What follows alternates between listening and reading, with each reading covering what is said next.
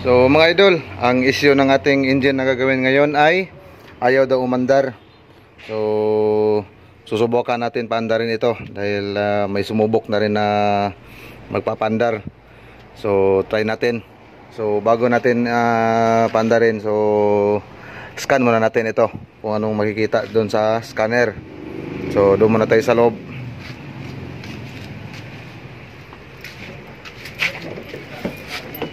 Halaka, nakulata ng wiring.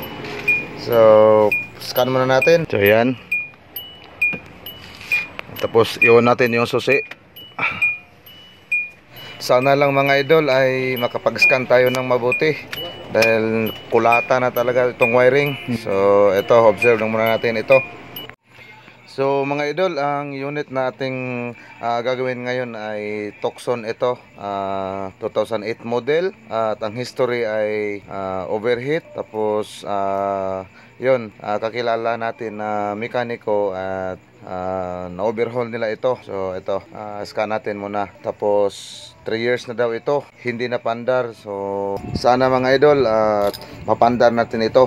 At ito, scan natin kung anong makikita sa scanner. Sana lang makapasok itong scanner sa ating system.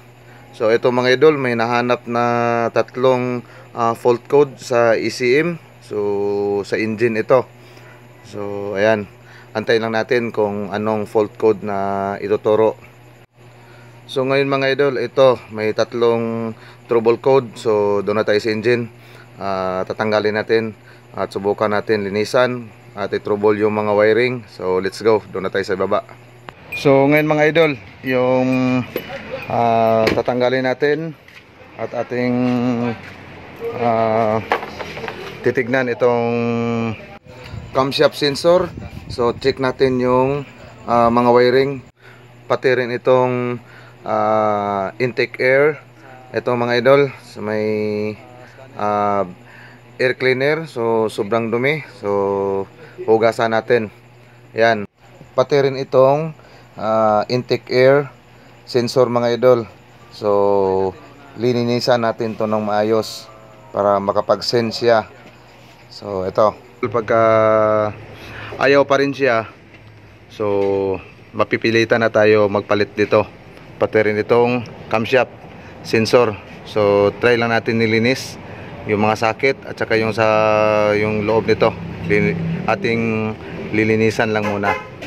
So ayan mga idol, nilinis natin ng husto para pag naikabit siya, so makakasense siya ng maayos. Tapos itong air cleaner papalitan natin. Okay, tanggal natin. Okay. Lagarat lagi lagi. Pika ginoon. Hugot, oy. Hugot. Nabi dalian oy.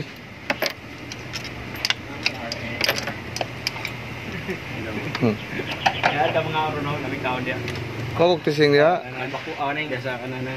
Naming kaon basta. Kanong karo ba kanang Basta mo buto lang. Sa kabutuhan lang. ito itong kakanon gadong itong ana ba itong isa ka ana. Kuan to kanang sa Chiro, adala? Chiro. Siki? Sura kan. Siki? Aw, sa nga na. Ning Chiro to. Chiro no. Kanang murag balbakwa ba. Ngayon ka anga, oy, wa man gyapon mi kapanda. So ayun mga idol, hindi lang sa wiring ang problema, pati rin sa internal ng engine natin. So ito yung ating team. So ayan, pinagtutulungan namin. Apa? Ikot idong. Okay, ito isa. Hindi ko timpo ba? Lah, bugat mo. Meron sa ubos. Masa magikan mon? Amo ni nungdan. Dito mampasangil din. Dito mampasangil. Naipit mo dito murag may magbula ni. Dari na sa dili sa kuan na. Dapat lang sang nila niyo. Naipit na. Monpit na siya sa kuan ni. Wala to may wala may magbula dito. Wala sa kay manggut ba sa kuan? Sa na ko adjust.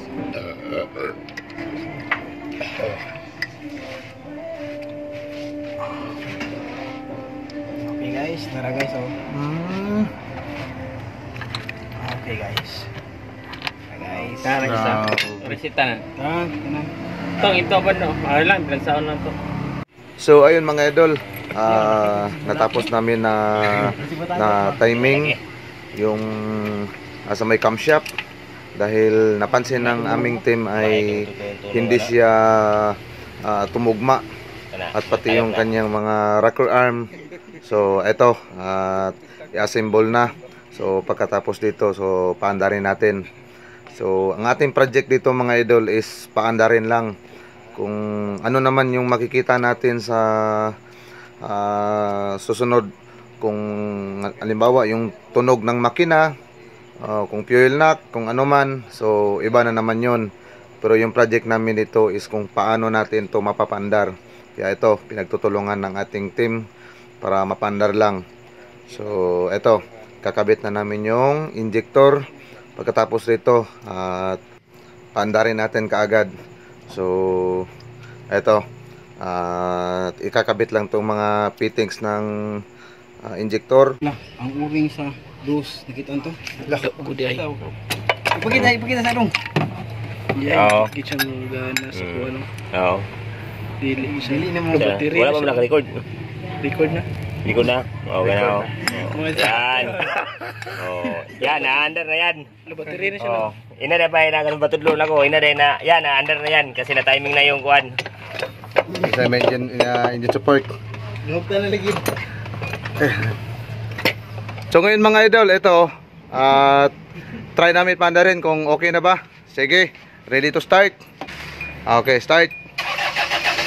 Yun, one click. So okay na, umandar na.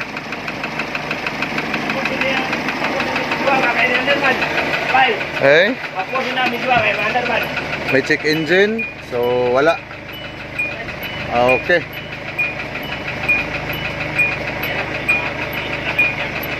Yung minor ay 800. So observe na natin dito kung okay na ba. So ayan, umandar na.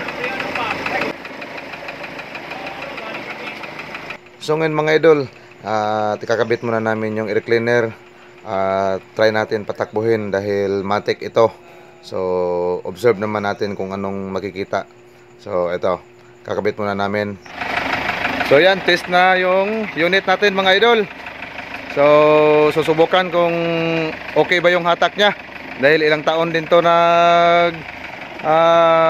papahinga dito sa kanyang parkingan. So yan, grabe ang alikabok. So ayun mga idol, halimbawa nakapanood ka ng ating video ngayon, so pwede paki-like at paki-subscribe na lang mga idol.